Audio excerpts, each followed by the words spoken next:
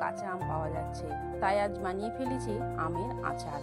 আমগুলোর মুখটা কেটে ভালোভাবে ধুয়ে নিয়েছি। এবার একটা কাপড় দিয়ে আমগুলো ভালো করে মুছে নেব, যেন আমের গায়ে জল না থাকে। এখানে আমি 1.5 কিলো আম নিয়েছি। আমগুলো থেকে খোসা ছাড়িয়ে এইভাবে কেটে নিয়েছি। এবার গ্যাসের ওপর কড়াই বসিয়ে কড়াইয়ে সর্ষের তেল দিয়ে 2টি শুকনো লঙ্কা আর 5 ফোড়ন দিয়ে আমগুলো দিয়ে দেবো। এবার আমগুলো একটু ভেজে নেব। এবার পরিমাণ মতন নুন, হলুদ গুঁড়ো আর কাশ্মীরি লঙ্কা দিয়ে এটা একটু কষিয়ে নেব। এখানে গ্যাসটা মিডিয়ামে রাখবো। আমি আমের আচারটা গুড় দিয়ে বানাবো, তাই এখানে 1.5 কিলো আমের জন্য 1 কেজি গুড় নিয়েছি।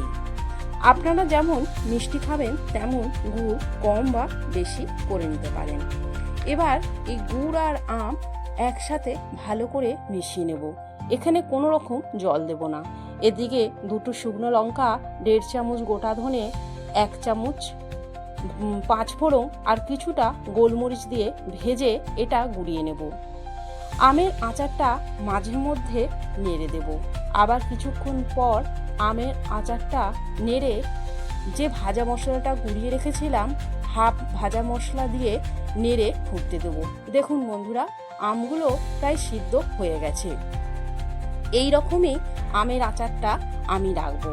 এবার যে ভাজা মশলাটা হাফ রেখে দিয়েছিলাম, সেই মশলাটা দিয়ে আর 1 চামচ ভিনিগার দিয়ে নেড়ে নামিয়ে দেবো। আমের আচারটা একটু ঠান্ডা হয়ে গেলে আর একটু শুকিয়ে যাবে, তাই একটু রস রেখেছিলাম। বন্ধুরা, আমার এই রেসিপিটা যদি আপনাদের ভালো লাগে তাহলে লাইক, কমেন্ট ও শেয়ার করে দেবেন।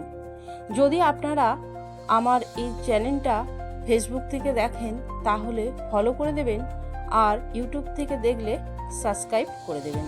ধন্যবাদ বন্ধুরা।